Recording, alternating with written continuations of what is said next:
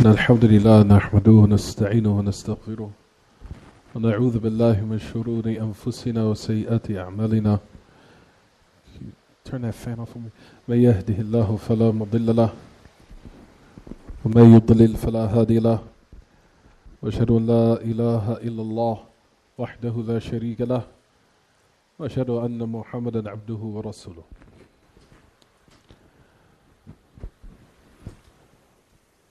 أما بعد فإن خير الكلام كلام الله وأحسن هدي هدي محمد صلى الله عليه وسلم وشر الأمور محدثاتها وكل محدثة بدعة وكل بدعة ضلالة وكل ضلالة في النار.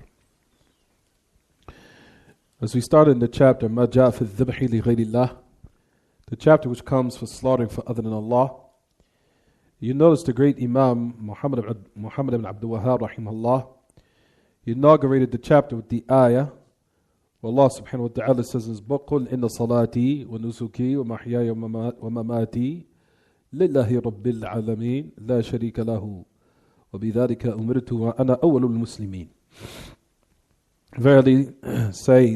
Verily my prayer, my sacrifice, my life, and my death is for Allah, Rabbil Alameen. He has no partners in this I've been commanded, and with this I've been commanded, and I am the first of the Muslims. The chapter in which Shaykh Muhammad Abdur-Wahhab rahimahullah, when he mentioned the title, he said, Bab ma ja'a fi dhabhi li ghayrillah, the chapter which comes in slaughtering for other than Allah, meaning what will come as a severe warning.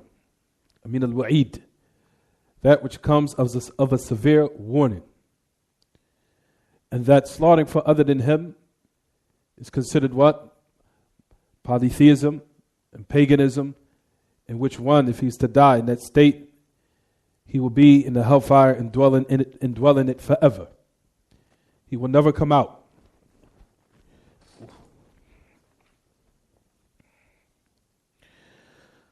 For verily you'll find that the ayah where Allah subhanahu wa ta'ala says in his book, say that my prayer and my sacrifice, to the end of the ayah.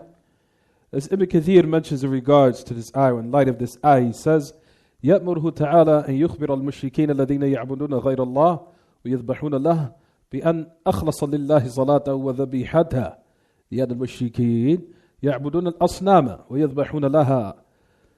فأمره تعالى بمخالفتهم والانحراف عما هم فيه والإقبال بالقصد والنية والعزم على الإخلاص لله. As Ibn Kathir mentioned in regards to this ayah, he says, Allah Ta'ala informed the pagans, in which those who worship other than Allah and they slaughter for other than Him, He commanded them to unify and purify and make their worship sincerely for Him, especially in the salah and their dhabiha. For this word of dhabiha, ya ma'ash al-ikhwa, dhabiha is a word that's only used for that which was slaughtered for Allah only and exclusively. If the word dhabiha is exclusively for that which was slaughtered for Allah only. As we know, in light of the ayah, Allah subhanahu wa ta'ala in his book, in Surah al-Ma'idah, where Allah subhanahu wa ta'ala says about that which uhilla li ghayrillahi bih. Allah subhanahu wa ta'ala talked about the lahm, or the meat, that which slaughtered for other than Him is not permissible. As Allah subhanahu wa ta'ala mentioned about حُرِّمَ عَلَيْكُمُ الدَّمُ وَالْمَيْتَةُ حُرِّمَتْ عَلَيْكُمُ الْمَيْتَةُ وَالدَّمُ وَلَحْمُ الْخِنْزِيرِ وَمَا أُهِلَّ لِغَيْرِ اللَّهِ بِهِ وَالْمُنْخَنِقَةُ وَالْمَوْقُوذَةُ وَالْمُتَرَدِّيَةُ وَالنَّطِيحَةُ وَمَا أَكَلَ السَّبْعُ إِلَّا مَا ذَكَّيْتُمْ وَمَا ذُبِحَ عَلَى النُّصُبِ وَأَن تَسْتَقْسِمُوا بِالْأَزْلَامِ ذَلِكُمْ فِسْقٌ. To the end of the ayah. Allah Ta'ala in this ayah talks about the different types of meat that is impermissible. Where He says in Surah Al-Ma'idah, حُرِّمَتْ عَلَيْكُمُ الْمَيْتَةُ وَالدَّمُ وَلَحْمُ الْخِنْزِيرِ وَمَا أُهِلَّ لِغَيْرِ اللَّهِ بِهِ. That is impermissible for you and it's made unlawful for you, or has been made unlawful for you. Al-Mayta, that meat is dead, that it died from those for lack of better words, natural causes that might have transpired to until it died as a result of it, whether it be from a sickness or disease. Al-maytatu wad-damu wa lahmul khinzir. That which is bloody, we'll talk about the meaning of that. And also the meat of khinzir, I think that's clear for everyone, which is pig meat. Lahmul khinzir. And this is the mawdi'u shahid, and this is the point of reference in the ayah, Surah Al-Ma'idah, where Allah Ta'ala says, وَمَا أُهِلَّ لِغَيْرِ اللَّهِ بِهِ وَمَا أُهِلَّ لِغَيْرِ اللَّهِ بِهِ. That which has been slaughtered in a manner that is other than him. That is also unlawful. We'll talk about bi'idhnillah the tafsil, or the details in regards to this, that if once he offers that sacrifice or that meat, it has to combine between his niyyah and it has to likewise be pronounced for Allah, both. And we'll talk about, as the great Imam, Shaykh Muhammad Aman al-Jami, rahimahullah, he says in regards to this ayah, he says, even if a person might have said Bismillah, or in the name of Allah, in regards to slaughtering this meat, but however, his intention is for other than him, the meat is still haram. Because we know that ibadah of Tawheed is the a'mal al-qulub. It's the actions of the heart. As we know, all of the different types of ibadat, or the various types, all of it goes back to the heart. Such as, for example, al-khawf, wal-raja, wal-isti'ana, wal-istighatha, wal-iltija, wal-isti'adha, wal-raghba, wal-rahba, having that fear of Allah's punishment, and having that hope for His mercy. And also likewise al-isti'ana, or having that fear, or that which is seeking refuge. You'll notice that a lot of the ibadat are from the a'mal al-qulub. Shyness, all of that is from the actions of the heart. And that which a person intends, in which we talked about the hadith of Umar al-Khattab, إِنَّمَا الْأَعْمَالُ بِالنِّيَّاتِ, the verily actions are based upon intentions. Especially the hadith which comes in the last part of the chapter, in which the person who died because of a fly, or he who died and entered the hellfire, fi dhubabin. And you know that the harf al-jar, fi can mean bisabab. It can mean ba' as-sababiyya. If you notice in the chapter, in the last part, it says that أَمَّرَّ رَجُلَانِ فَدَخَلَ رَجُلٌ النَّارِ فِي ذُبَابٍ وَدَخَلَ رَجُلَ الْجَنَّةِ فِي ذُبَابٍ. As it says in a hadith from Tariq ibn Shihab, one of the great Sahabi, that he mentioned, it said that a person entered the hellfire because of a fly, and a person entered paradise because of a fly. The point of why we mentioning this is because when he mentioned it, said, when one of the people, the mushrikeen, has said to him, قرب, he says, ما عندي شيء أقربه, قال قرب ولو ذبابا, فقرب ذبابا فخلى سبيله فدخل النار. Notice it says, in that narration of Tariq ibn Shihab, in the last part of your book, or last chapter of your books, if you look at it, it says that the man was asked to offer a fly to those idols. And he says, I don't have, and this is the love in which Sheikh Muhammad Aman said. We stood out, he says, ما عندي شيء أقربه. He says, I don't have anything in order to draw close to that, what? To that idol. Meaning that in his heart, he was content with the worship. He was content with wanting to worship that what? That idol. So that's the point, in order to show that even if a person slaughters for other than Allah, and he intends, or even if he says Bismillah, and his intention is for other than Allah, then it's not considered dhabiha. Nor is it permissible for the lahm to eat with either. Rather, it has to be combined with the niyyah, along with also saying what? Bismillah. If the person, likewise, if his niyyah is not for Allah, he said that what could be greater, even if he was to even mention and say Bismillah over it, is still in the magnitude of his sin is considered shirk. Based upon the hadith of Tariq ibn Shihab, when the Prophet where it said that it was mentioned in the narration, where it says, مَا عِنْدِي شَيْءُ قَرِّبُ وَلَيْسَ عِنْدِي شَيْءُ قَرِّبُ.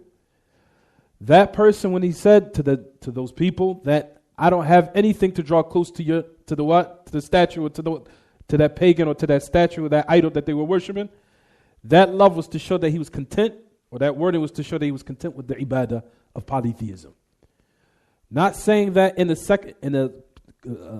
a type of condition or in a circumstance where a person is forced or coerced, that it applies to him.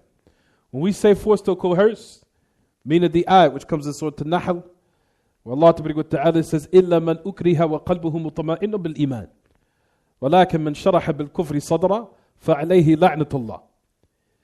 As far as the ayat which comes in Surah An-Nahl, where Allah Ta'ala says in His book, except the one who's been coerced and his heart is at ease with the faith. So if a person was coerced in this instance, he was forced to pronounce or to do a statement of kufr, or in a circumstance like this where his life was killed, you will find, in which we'll talk about when the next class comes, for a person that was forced in this instance and his heart is not at ease with that kufr whatsoever, but his heart is filled with that faith, then it's not applicable here. But as far as to the hadith of Tariq ibn Shihab, that person was what? He was at ease, and it was not with iman. Rather, his intention was for that kufr, and it was for that paganism. That's the difference between the hadith of the chapter, and you'll find, which comes in the last part, and the person that's coerced. It all goes back to the what? It all goes back what's going on in the qalb. Right, everyone? Is it clear what I'm saying? What time is it?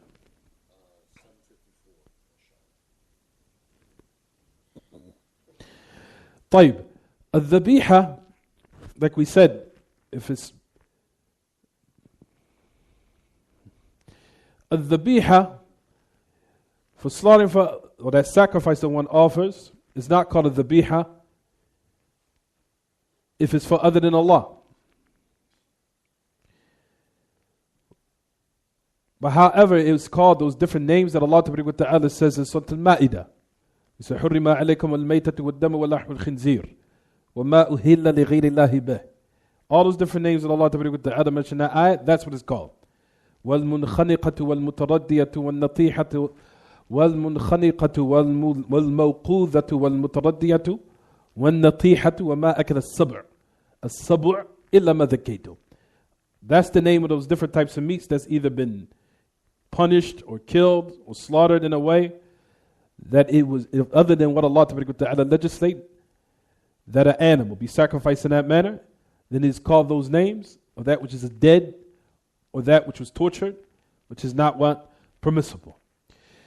Allah Ta'ala mentioned the ayah, Surah Al-Ma'idah, that all of those things have been what? Unlawful as far as their meat. Especially that which was especially the ayah where Allah Ta'ala says that which was slaughtered in a manner that was for other than him. Mujahid mentioned that the meaning of a nusuk in the ayah, if you look in your books, Mujahid mentioned, it said al-dhabh fil hajj wal umrah, that the meaning of nusuk, if you look in your books, the ayah where Allah Ta'ala says about that my sacrifices for him. The meaning of nusuk, as Mujahid mentions, it says, he says al-dhabh fil hajj wal umrah, that which is slaughtered in hajj wal umrah. As we know, during the time of umrah, or the time especially during the Musim al-Hajj, as the Prophet ﷺ mentioned, it said about hajj, he says al-hajju al-ajj wal-thajj, al-hajj ajj wal-thajj. The meaning of the hadith of al-ajj wal-thajj, he says, is رفع الأصوات بالتلبية وكذلك إراقة الدماء من الذبائح والأضاحي وغيرها. That the meaning when the Prophet ﷺ said that al-hajj al-ajj wal-thajj, he said that hajj, the meaning of hajj is to raise your voice with dhikr, with the talbiyah. Al-thajj meaning that which is spill the blood from those what? From those sacrifices that is offered during those days. For that hadith is to show during the time of Hajj and other than that, even during the day of the Eid, for those who are not participating during the days of Hajj, then that person participates in the Eid al-Adha, where he slaughters the Adahi, in which Allah Ta'ala says in Surah Al-Kawthar, where it says in the ayah, فَصَلِّ لِرَبِّكَ وَانْحَرْ, pray for your Lord and sacrifice. The order in which the ayah was mentioned was to show that a person does that on the day of the Eid, in that type of order, where he prays for Allah, then likewise after he what? Then he goes and sacrifices. For all those different types of sacrifices, from al-hadaya, wal-adahi, wal-aqa'iq, meaning from the aqiqah to the aqiqah. All those are the different types of slaughtering, in which one he makes for Allah Ta'ala exclusively. Starting with the hadaya. The hadaya or the hadi is during the days of Hajj. Then you have al-adahi, which is during the day of the Eid. And then you have that which is al-aqa'iq, which is during the days or when a person sacrifices for his children. All of those is for Allah Ta'ala exclusively alone. When Allah Ta'ala says in His book, وَمَا حِيَايَ وَمَمَاتِي, my salat and my sacrifice and my life and my death, meaning what I've been given in my life of iman and also righteous actions. That's the meaning of life. What I've been given in my life of iman and amalun salih. What I've been given in my life of the confessing and the belief and the conviction in iman and also righteous actions. And that also likewise what I will die upon. What I will die upon of iman. And also likewise in a state which is good. Because a lot of people in these days will do righteous actions until the last part of his death. And Allah Ta'ala will write for him an evil ending, which will come as a result of it. He will be from the people of the hellfire. For a person saying his death, my death is for Allah, also what I die upon, and what I am doing in order to prepare for my death. That's the meaning of the ayah.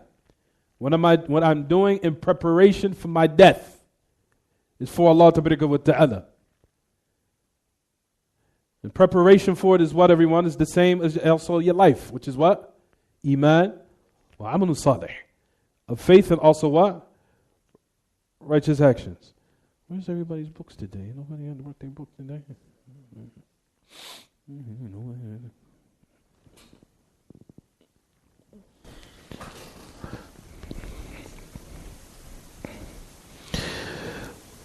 Well, the last part of the ayah, where Allah Ta'ala says in His book, وَبِذَلِكَ أُمْرِدْتُ وَأَنَا أَوْلُ الْمُسْلِمِينَ. That is what I've been commanded, and I am the first of the Muslims. The Prophet ﷺ came, of course, with Islam, and likewise also the other prophets, as all of them came with the same religion. دينهم واحد وإن كانت شرائعهم تختلف. That their religion is one, even though their shara'i' or the legislations were different. When the Prophet ﷺ mentioned it, or when Allah Ta'ala said, say, this is what I've been commanded and I'm the first of the Muslims, meaning from the ummah of this ummah, I'm the first of the Muslims. Al-Islam is the religion of all the prophets. Even though, as Sheikh Muhammad Aman al-Jami mentioned this ayah where he says, وَإِنْ كَانَ قَدْ صَارَتْ عَلَمًا بِالْغَلَبَةِ عَلَى مَا جَاءَ بِهِ مُحَمَّدٌ صَلَّى اللَّهُ عَلَيْهِ وسلم. He says, even though أنه صار علما بالغلبة على ما جاء به محمد.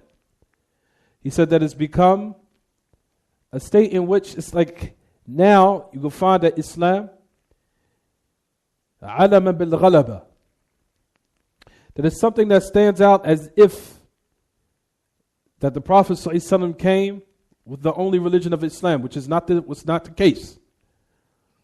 صار علما بالغلبة. which the Prophet ﷺ came with, even though all the prophets were upon the religion of Islam. But people will think in their minds that the Prophet ﷺ was the first one when they came with Islam, which is not the case. The religion of Islam is the religion of all the prophets and messengers. And all of them were what? Muslimun. But the meaning of the ayah here, that I am the first of the Muslims from this ummah. From this ummah. So if a person reads this ayah, a person would say, well, the Prophet ﷺ was not the first of the Muslims, all the prophets were. The meaning of the ayah is that he is the first of the Muslims from this ummah. And that's the meaning of the ayah.